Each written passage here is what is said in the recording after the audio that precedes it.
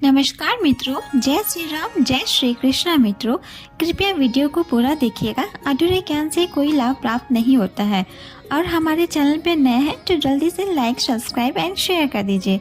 आइए निर्जला व्रत कथा की शुरुआत करते हैं। मित्रों, निर्जला एकादशी व्रत कथा इस साल 31 मई 2023 को निर्जला एकादशी है। शास्त्रों में निर्जला एकादशी के व्रत को सबसे कठिन और पूरी फलदायी बताया गया है। इस व्रत में जल का त्याग करना पड़ता है। इस साल 31 मई 2023 को निर्जला एकादशी है। शास्त्रों में निर्जला एकादशी के व्रत को सबसे कठिन और पूरी फलदायी बताया गया है। इस व्रत में जल का त्याग करना पड़ता है। इस दिन बिना कुछ खाए पिए व्रत रखने से सभी पापों से मुक्ति मिल जाती है। मान्यता है कि मात्र एक एकादशी को कर लेने से साल भर की एकादशी के बराबर फल प्राप्त हो जाता है। इस एकादशी को भीमसेनी एकादशी भी कहा जाता है। इस दिन व्रत रखकर पूजा करने से और निर्जला एकादशी व्रत की कथा पढ़ने से भगवान विष्णु की विशेष कृपा प्राप्त होती है। आइए निर्जला एकादशी व्रत कथा की शुरुआत करते हैं।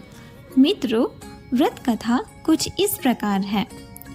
पद्म पुराण में निर्जला एकादशी के महत्व का वर्णन करते हुए बताया गया है कि भगवान श्री कृष्ण जब पांडवों को एकादशी व्रत का महत्व बता रहे थे, उस समय जब युधिष्ठिर ने श्री कृष्ण से कहा कि हे जनार्दन, आप ज्येष्ठ मास की एकादशी का जो फल और विधान है वह बताइए।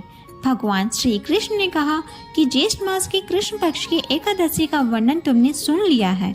अब ज्येष्ठ मास के शुक्ल पक्ष की एकादशी का कैसा प्रभाव है वह शास्त्र और धर्मों के ज्ञाता वेद व्यास जी से सुनो।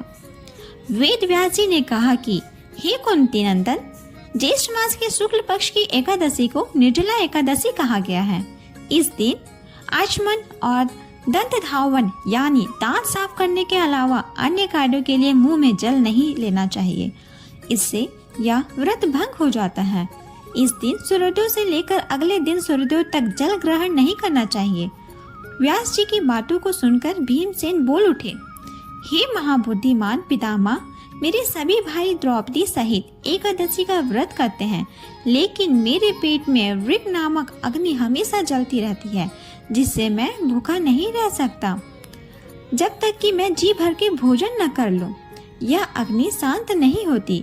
इस पर व्यास जी ने कहा कि अगर तुम्हें स्वर्ग की अभिलाषा है तो तुम्हें एकादशी का व्रत करना ही चाहिए। भीम के ऐसा कहने पर व्यास जी ने कहा कि फिर तुम पूरे साल की एकादशी का फल देने वाली निर्जला एकादशी का व्रत जरूर करो। व्यास जी ने कहा कि भगवान विष्णु ने कहा है, जो व्यक्ति निर्जला एकादशी व्रत का नियम पूर्वक पालन करता है वह करोड़ों स्वर्ण मुद्रा दान करने का पुण्य प्राप्त कर लेता है। इस एकादशी के दिन किए गए जब तप दान का पुण्य अक्षय होता है, यानी वह अनेक जन्मों तक लाभ देता है। जो व्यक्ति इस एकादशी का व्रत करते हैं उनके सामने मृत्यु के सामने यम के दूत नहीं आते, बल्कि भगवान विष्णु के दूत जो पीताम्बर धारण किए होते हैं वह विमान में बैठकर अपने साथ ले जाते हैं। पद्म पुराण में कहा गया है कि निर्जला एकादशी व्रत की कथा को कहने और सुनने से भी और ग्रहण के दौरान किए गए दान बराबर पुण्य प्राप्त होता है। मित्रों, कथा समाप्त हुई। धन्यवाद। अगर आप मेरे चैनल पर नए हैं तो इसी तरह की कथा की जानकारी के लिए और नई रोचक जानकारी के लिए आप हमारे चैनल को जल्द से जल्द सब्सक्राइब कर लीजिए, लाइक कर लीजिए एंड शेयर करना नहीं भूलिएगा। धन्यवाद मित्रों।